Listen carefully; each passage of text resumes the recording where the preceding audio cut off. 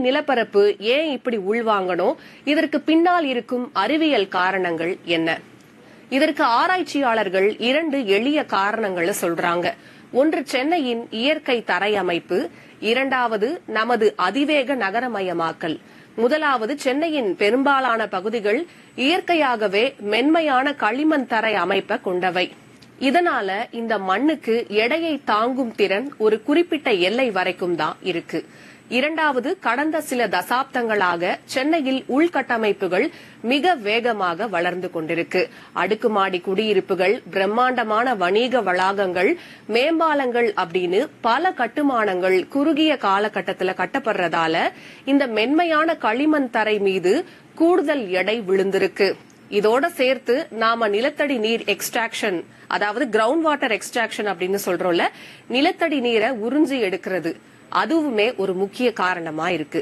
பூமிக்கடியில இருக்கும் மணல் அடுக்குகளுக்கு இடையே உள்ள தண்ணீர் தான் அந்த நிலப்பரப்பை தாங்கி பிடிக்கிற ஒரு தூணாக இருக்கு. நம்ம தண்ணீரை ஒட்டு மொத்தமா உறிஞ்சும் போது அங்க ஒரு சிறிய வெற்றிடம் உருவாகி நிலத்தின் மேலடுக்கு மெல்ல மெல்ல கீழ் நோக்கி அமரத் தொடங்குது. இப்போது இந்த நிலம் உள்வாங்குதலோடு இரண்டாவது ஆபத்தான கடல் மட்ட உயர்வும் இணையும் போது என்ன நடக்கும் தெரியுமா?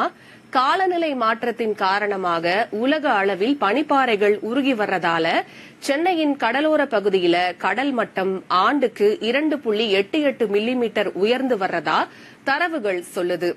இப்போ யோசித்து பாருங்க, கடல் மட்டம் மேல உயருது, நிலப்பரப்போ கீழே இறங்குது. இந்த 2 நிகழ்வுகளும் ஒரே நேரத்தில் நடக்கும்போது வரும் 2100ஆம் ஆண்டுக்குள்ள நகரின் 140 சதுர கிலோமீட்டருக்கும் அதிகமான பரப்பளவு வெள்ள பாதிப்புக்கு உள்ளாகும் அபாயம் இருப்பதாக இந்த ஆய்வு எச்சரிக்குது. இதனால பாதிக்கப்படவிருக்கும் மக்களின் எண்ணிக்கை குறித்தும் சில கணிப்புகள் வெளியாகியிருக்கு.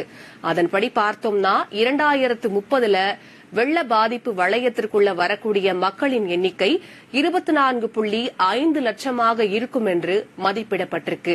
இதுவே வரும் 2100ல பார்க்கும்போது சுமார் 98.5 லட்சம் மக்களாக, அதாவது கிட்டத்தட்ட 1 கோடி மக்களாக உயர வாய்ப்பு இருக்குன்னு சொல்லப்படுது.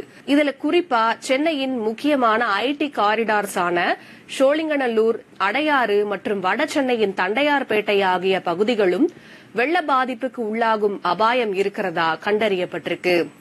இந்த ஆய்வின் நோக்கம் நம்மள பயமுறுத்துறதுக்காக அல்ல, மாறாக நாம முன்கூட்டியே திட்டமிட்டு சென்னையை பாதுகாப்பதற்கான ஒரு வழிகாட்டுதல் தான். இந்த சவால்களை எதிர்கொள்ள நாம என்ன செய்ய போறோம் அப்படின்னு ஆராய்ச்சியாளர்கள் சில முக்கியமான தீர்வுகளையும் முன்வைக்கிறாங்க. முறையான வடிகால் மற்றும் நகர திட்டமிடல். இனிவரும் காலங்கள்ல சென்னையில புதிய பெரிய உள்கட்டமைப்புகளை திட்டமிடும் போது அந்தந்த பகுதியின் நிலம் உள்வாங்கும் தன்மையை கணக்கில் கொள்ள வேண்டும். மண்ணின் எடையை தாங்கும் திறனை ஆராய்ந்து அதற்கப்புறமாக கட்டுமான பணிகளை வடிவமைக்க வேண்டும். அடுத்ததா சதுப்பு நிலங்களை மீட்டெடுத்தல். சென்னையின் இயற்கை வடிகால்களான பள்ளிக்கரணை சதுப்பு நிலம் மற்றும் பிற நீர்நிலைகளை நாம முழுமையா பாதுகாக்க வேண்டும். அடுத்ததா ஆக்கிரமிப்பை தவிர்த்து இயற்கை நீர்நிலைகளை பராமரித்தால் மட்டுமே உபரி வெள்ள நீரை சீராக தேக்கி வைக்க முடியும். அடுத்ததா நிலத்தடி நீர் சமநிலை. நிலத்தடி நீரை அளவுக்கு அதிகமாக உறிஞ்சுவதை தவிர்த்து மழைநீர் சேமிப்பை இன்னும் தீவிரமாக நடைமுறைப்படுத்த வேண்டும். இதன் மூலமாகத்தான் பூமிக்கு அடியில இருக்கும் நீர்மட்டத்தை நாம நிலையாக வைத்திருக்க முடியும். கடைசியா நேயர்களே, 2100ஆம் ஆண்டு அப்படின்றது ஏதோ மிக தொலைவில் இருக்கிற காலமெல்லாம் கிடையாது. இதை நாம அலட்சியமாகவும் விட்டுவிட முடியாது.